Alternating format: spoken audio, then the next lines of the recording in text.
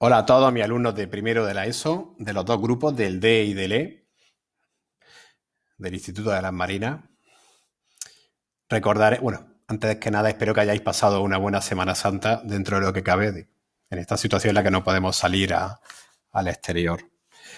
Recordaréis que antes de la Semana Santa os pregunté sobre la disponibilidad que tenéis de medios para que yo pueda mandaros vídeos con clases como este o utilizar, si no sé si todavía no lo he decidido, pero utilizar en algún caso videoconferencia.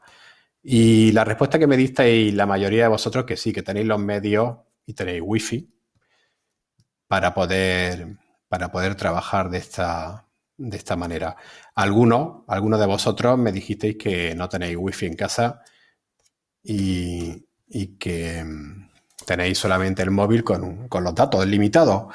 Bueno, en ese caso yo voy a seguir no sé si los que estáis en esa situación vais a ver este vídeo. Sé que si veis este vídeo y los siguientes que mandaré os quedáis sin datos, pero en cualquier caso yo seguiré mandando instrucciones por escrito para explicar todo.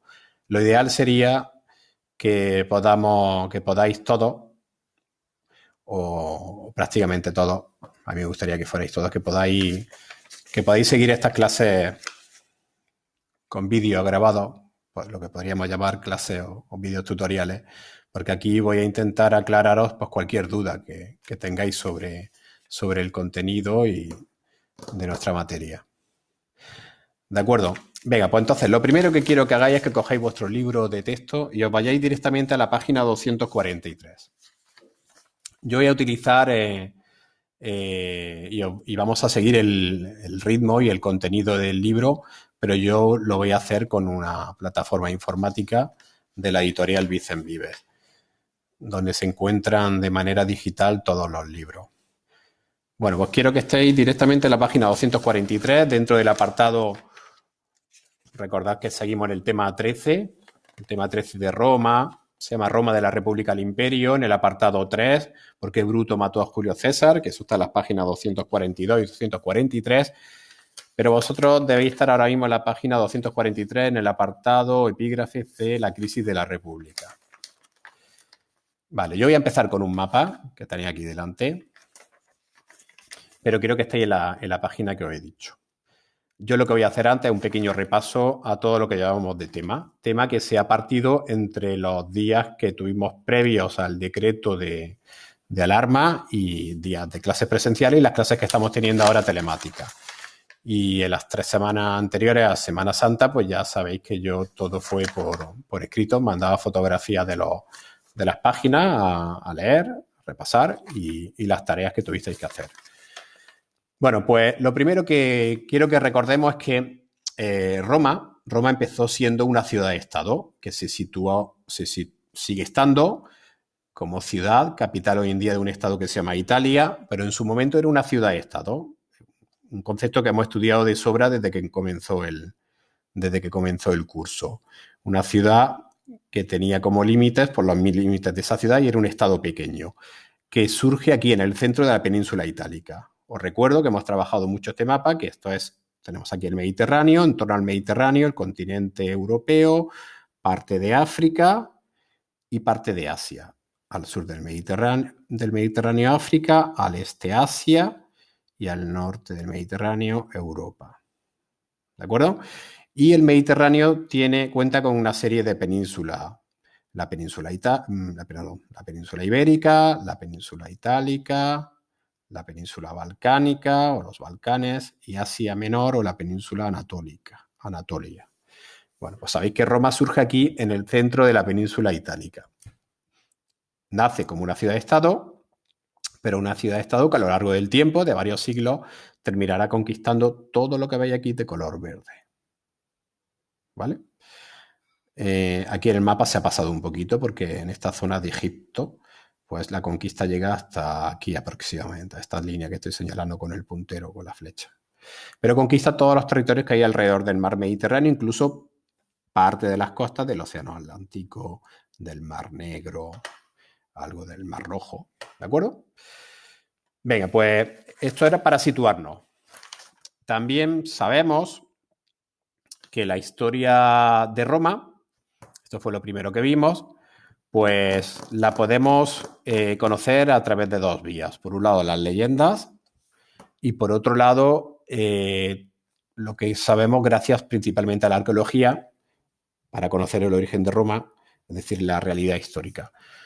No voy a entrar en detalle. Recordáis que las leyendas pues eran, por un lado, la leyenda de Rómulo y Remo y la otra leyenda era la leyenda de Eneas. Las leyendas intentan dar un origen mítico, muy bonito, de Roma para sus ciudadanos, para imaginarse pues, que tenían un origen del mismo nivel que pudieron tener los griegos, que era una civilización en la que los romanos se miraban, porque era una civilización anterior y superior en muchos aspectos a Roma y les servía de espejo.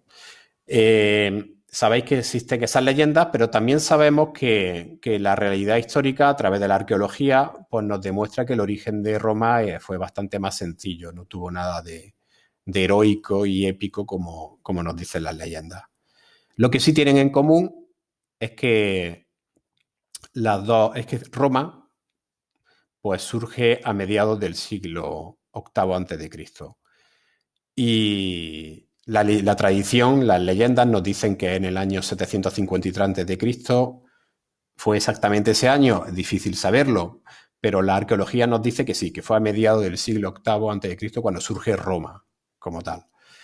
Bueno, pues a partir de ahí, Roma tiene una serie de etapas en su historia.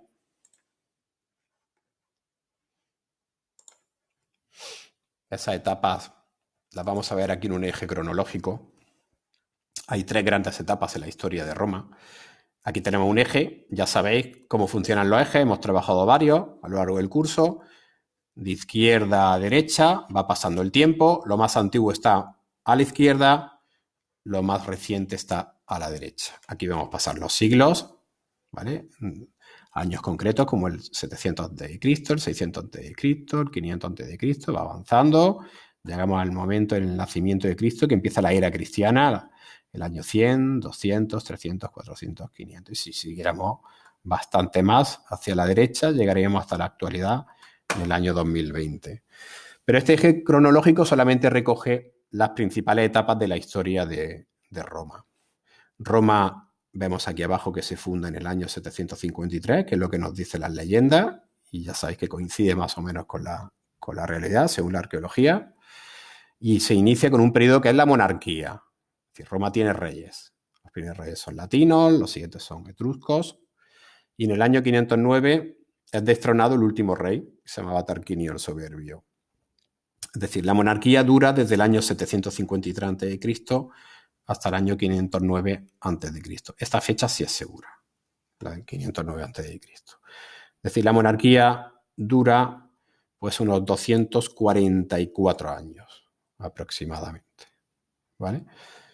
El primer rey fue Rómulo, uno de estos dos hermanos que según la leyenda se encuentran en el origen de Roma, que la fundó en nombre de su hermano Remo, al que había asesinado. Y la monarquía termina en el año 509, cuando es destronado el último rey. Se inicia una etapa que se conoce como la República, que es una etapa bastante más larga. Empieza en el 509 a.C. y terminará, aunque hay varias fechas que barajan los historiadores, pero terminará en el 27 a.C. Es decir, dura casi 5 siglos. Esta es una etapa más larga que la de la monarquía. La siguiente etapa es el imperio. Y aquí, aunque hay varias subetapas, podríamos decir, pero el imperio pues, va desde el año 27 a.C. hasta el año 476. Esa fecha la habéis estudiado también. ¿Vale? Con lo que el imperio dura 5 siglos. La etapa de la República, pues en las semanas previas a la Semana Santa, ya en clases telemáticas, recordaréis pues, que se caracteriza por tener dos grupos sociales, sobre todo en su inicio, que conocemos como patricios y plebeyos. Dos grupos que no tenían los mismos derechos ni el mismo poder, y dos grupos que se van a enfrentar entre ellos en una serie de luchas sociales. Es una etapa en la que, al no haber rey, el poder se divide entre varias instituciones y todo eso lo hemos estudiado. Son las magistraturas por un lado, el Senado por otro y los comicios también. Es una etapa también en la que Roma inicia y prosigue una expansión territorial. En la etapa en la que Roma empieza a conquistar más allá de su ciudad, pues la península itálica, la península ibérica, etcétera, etcétera, hasta ir dominando buena parte del Mediterráneo. Esas conquistas se inician en la República y se terminarán con el Imperio. En esta fecha que vemos, que señala que desde aproximadamente el 300 a.C. hasta el 200 después de Cristo, unos 5 siglos que abarca República e Imperio, se producen las conquistas militares. Bueno, pues lo que vamos a estudiar a partir de ahora es cómo esta etapa, la de la República, termina y se inicia la siguiente etapa, que es el Imperio. Entonces, lo que quiero ahora es que os vayáis directamente a la página que os dije, la página 243. Me voy yo también para allá, en esta plataforma. Página 243. Yo me tengo que ir de otra manera. Y a partir de ahí vamos a empezar a seguir el contenido y lo vamos a hacer de una manera lo más parecida, similar a como lo hacíamos en clase. Yo quiero que al ser un vídeo podréis utilizar el pause. Podréis parar el vídeo todas las veces que queráis. Aquí estamos, en la página 243, en el apartado o epígrafe C, la crisis de la República. Porque al mismo tiempo que yo estoy haciendo esta explicación, me veis ahora mismo, he puesto en marcha el vídeo para que, aparte del micro, mi voz, pues me podáis ver. No sé si lo haré siempre. Por un lado me gusta porque así tendréis un contacto más directo, no solamente mi voz, me veréis como cuando me veáis en clase. La diferencia es que yo no os puedo ver a vosotros. Pero quiero que conforme vayamos leyendo los siguientes párrafos, yo voy a insistir en las palabras más importantes que resumen el contenido de cada párrafo y quiero que tengáis el cuaderno a un lado y vayáis tomando nota de esas palabras importantes para que después le deis forma, las convirtáis en esquemas. Venga, pues me gustaría que hagáis esto porque va a ser útil. De esa manera vais a hacer ese esfuerzo para comprender todo lo que vamos a ver.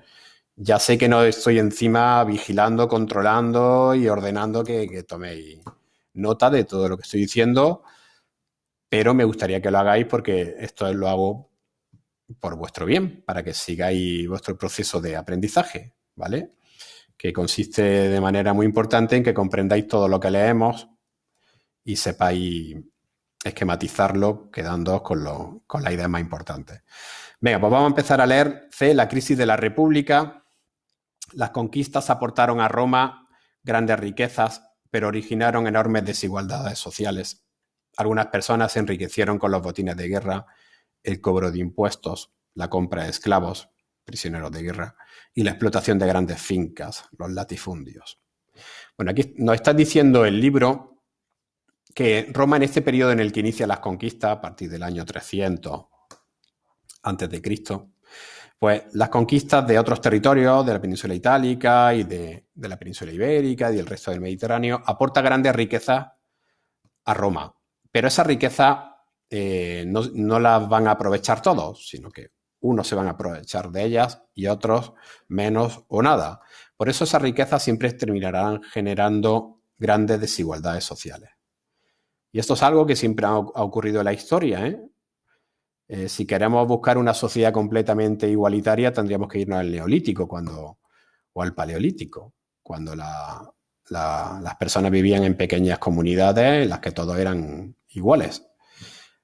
Cuando hablamos de sociedades complejas, en las que hay división del trabajo, hay organización, hay poder, pues aparece la riqueza por un lado, pero aparece también la pobreza, aparecen las desigualdades sociales. Incluso aparecerán pues, personas que se encontrarán en una situación de clase media. Aquí estamos hablando de desigualdades sociales dentro de la sociedad romana sin tener en cuenta lo que eran los esclavos, sino dentro de los que consideramos ciudadanos romanos. Bueno, pues entonces quiero que toméis nota de estas palabras clave, que son conquistas, las conquistas que realizan Roma, que apuntáis esa palabra poniendo antes el epígrafe en vuestro cuaderno. Enormes desigualdades sociales, porque las conquistas generan riqueza y enormes desigualdades sociales, ¿vale? Esta palabra, conquistas, riqueza y desigualdades sociales, ¿vale? Desigualdades sociales. Y que a partir de ahí, pues significa que hay algunas personas se van a beneficiar de esa riqueza, pero una parte de los campesinos se van a arruinar. Se arruinaron. Una parte de los campesinos se arruinó al abandonar sus tierras para servir en el ejército. El ejército romano al principio no estaba compuesto de mercenarios, de soldados profesionales, sino que eran los mismos ciudadanos romanos los que tenían que integrar el ejército para ir a conquistar otros territorios. Estamos hablando de territorios cada vez más lejanos y eso hace que muchos campesinos pasen años fuera de sus casas sin poder trabajar sus tierras y esto les arruina. Les arruina también porque los que se quedan con las principales fincas conquistadas, hablamos sobre todo de patricios y de plebeyos enriquecidos, pues esos empiezan a producir con la mano de obra esclava y producen cereal, básicamente, y como tienen esclavos, tienen menos gastos de producción y pueden vender el grano a un precio más barato del que podían hacerlo los campesinos romanos, ¿vale? Que estaban combatiendo además en el ejército y no podían, ellos tenían también personas, su familia, que cultivaban sus tierras, pero vendían el grano a un precio determinado, siempre más caro del que podían venderlo los que se quedaron con grandes fincas. Con lo que estos, los que se quedan con grandes fincas, le hacen la competencia a los pequeños y medianos campesinos porque venden a un precio más barato los que tienen grandes fincas y los pequeños y medianos campesinos se arruinan. Bueno, pues entonces esto dio lugar a una serie de conflictos sociales. Esta es otra palabra clave que tendréis que apuntar, conflictos sociales. Porque claro, una parte de la población romana se arruina, tiene que abandonar sus tierras, las tienen que vender o se las confiscan por si estaban antes endeudados. Se arruinan y se van a vivir a Roma, ¿vale? Porque muchos de estos campesinos vivían en pequeños pueblos y ciudades alrededor de Roma. Pues se van a vivir a Roma y allí empiezan a engrosar el número de personas que no tienen trabajo ni propiedad y se dedican a vivir como pueden, trabajando en aquello que encuentran. Entonces surge un grupo de hermanos, los hermanos Graco, aquí los tenemos, son los hermanos Tiberio y Cayo Graco, eran primero uno de ellos, después el otro, lucharon por defender los derechos de estos campesinos que habían perdido sus tierras. Estos hermanos Graco eran tribunos de la plebe, es decir, tenían una magistratura, primero uno, después el otro, y ellos pues lucharon por intentar que la riqueza se redistribuyera en Roma de una manera más equitativa o más igualitaria. Bueno, más igualitaria en el sentido de que se defendiera a estos campesinos que se estaban arruinando, ¿vale? Por eso demanda un mejor reparto de la riqueza. ¿Qué pasa? Pues que los que son los grandes propietarios de fincas se niegan, se enfrentarán a estos dos hermanos. Los dos hermanos terminarán siendo asesinados. Ahora no voy a entrar en detalles. Y para callar las propuestas y controlar un territorio tan inmenso, el Senado es esta cámara, esta especie de asamblea donde tenían su lugar los principales propietarios de grandes fincas, y los magistrados entregaron el poder a jefes militares. Es decir, el Senado, para enfrentarse a los hermanos Graco, le dan el poder a jefes militares. Y estos jefes militares se empiezan a enfrentar entre sí y da lugar esto a guerras civiles. Entonces, estamos hablando de un periodo en el que Roma seguía extendiéndose por el Mediterráneo, un periodo en el que hay mucha riqueza, pero desigualdad al mismo tiempo, y los mismos romanos se enfrentan entre ellos. ¿De acuerdo? Y este enfrentamiento provoca guerras civiles. Una guerra civil es un enfrentamiento en el que hay una guerra entre los habitantes del mismo país. No es una guerra contra otro país, sino entre ellos mismos se enfrentan y se matan. Hay varias guerras civiles en este periodo, con bastante derramamiento de sangre, auténticas matanzas. Y en ese contexto de las guerras civiles, pues la República entra en crisis y aparece un nuevo personaje, que es este que tenéis aquí, que es Julio César. Aquí tenéis una imagen, una estatua de este general, Julio César. Hay otros muchos personajes que nos saltamos, como Sila, Mario. De hecho, Julio César era sobrino del general Mario, que fue un personaje muy importante, del que no hemos dicho, no voy a decir nada porque no merece la pena. Pero bueno, los hermanos Graco, esta crisis se inicia en la República es en el siglo II antes de Cristo, y es a finales del siglo II, el año 130, 120 antes de Cristo, es cuando actúa los hermanos Graco, se produce esa crisis. Llegamos al periodo de Julio César. Julio César fue elegido cónsul. Cónsul es una de las magistraturas más importantes. Venía a ser lo que hoy en día podríamos llamar ser presidente del gobierno en el año 559 a.C. Además, fue también gobernador y jefe militar en varias provincias. Las provincias son los territorios que conquistaba Roma y convertía en provincias. ¿Vale? En España empiezan con 2 provincias, después serán más en la península ibérica. Los éxitos militares de César fueron muy importantes, fueron enormes y gozaba del apoyo de los plebeyos. En el año 44 a.C. se hizo nombrar dictador vitalicio. Entonces aquí lo importante es que tomáis nota de la palabra del nombre de Julio César, ponéis que fue cónsul en el año 559 a.C. y que fue un militar de prestigio, tuvo éxitos militares. Tenía el apoyo de los plebeyos. Los plebeyos, estoy hablando de todas estas personas, campesinos y habitantes de Roma que se estaban arruinando o se habían arruinado y que buscaban un mejor reparto de la riqueza. Y en el año 444, en esas guerras civiles, Julio César es nombrado dictador. La figura del dictador es una magistratura que ya existía de antes, que no hemos estudiado junto con las otras, con la de cuestor, pretor, cónsul. Todo esto lo vimos antes de Semana Santa. La figura del dictador consistía en que cuando Roma entrara en un periodo de guerras civiles, se nombraba a alguien y se le daba prácticamente todo el poder para intentar dar estabilidad, acabar con ese periodo turbulento de guerras civiles, de sangre, y dar estabilidad al país. Y una vez que lo conseguía, ese dictador se retiraba y Roma recuperaba todas sus instituciones, la magistratura, el senado y los comicios. Bueno, pues lo que pasa es que Julio César se hizo nombrar dictador vitalicio. Y estas 2 palabras las tenéis que poner. Dictador vitalicio es algo nuevo en la historia de Roma. Vitalicio quiere decir que va a ser dictador para toda la vida. No como había ocurrido hasta el momento. En la historia de Roma ya hubo varios dictadores. El último conocido fue Sila. Y Sila fue dictador solo por unos pocos años. En cuanto consiguió sus objetivos, establecer la estabilidad en el país, se fue. Se retiró, se dedicó a sus cosas, a su vida privada, y Roma recuperó sus instituciones. Pero Julio César se hace proclamar dictador vitalicio.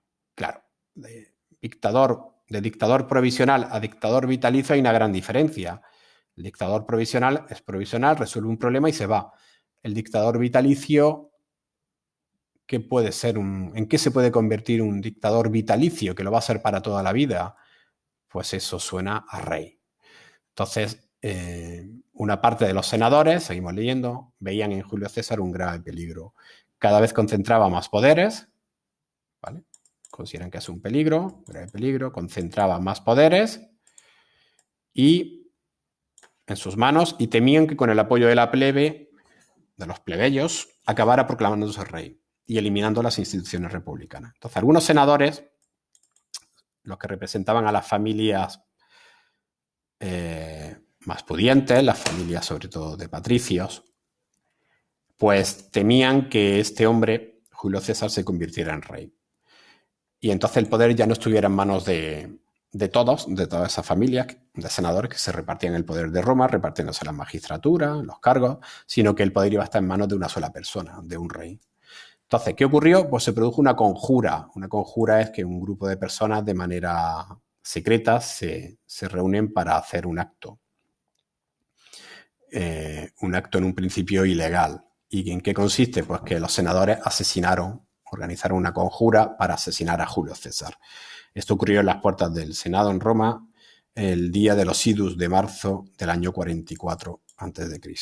Los idus, en el calendario romano, los idus es siempre equivale al día 15 de nuestro calendario, a mediados de un mes cualquiera. Los idus de marzo del año 44 a.C. En ese momento es asesinado Julio César. ¿Y qué significa? ¿Que Roma recupera sus instituciones? ¿Ya no hay peligro de que un romano se convierta en rey y convierta a la república en monarquía? Pues no ocurre precisamente eso. Se inicia un nuevo periodo que vamos a estudiar en el siguiente apartado y en el siguiente vídeo que os mandaré. ¿De acuerdo? De momento lo único que quiero es que os quedéis con esa idea de que en este periodo que estamos estudiando ahora de la crisis de la República hay unas causas, que es todo lo que hemos explicado, que lleva una serie de conflictos sociales, de guerras civiles, aparecen una serie de personajes militares, uno de ellos era Julio César. La República corre el riesgo de convertirse en monarquía, aunque nunca sabemos qué hubiera hecho Julio César si no hubiera sido asesinado, porque al final pues, fue asesinado.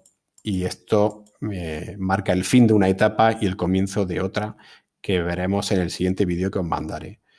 De momento, podéis leer este texto si queréis.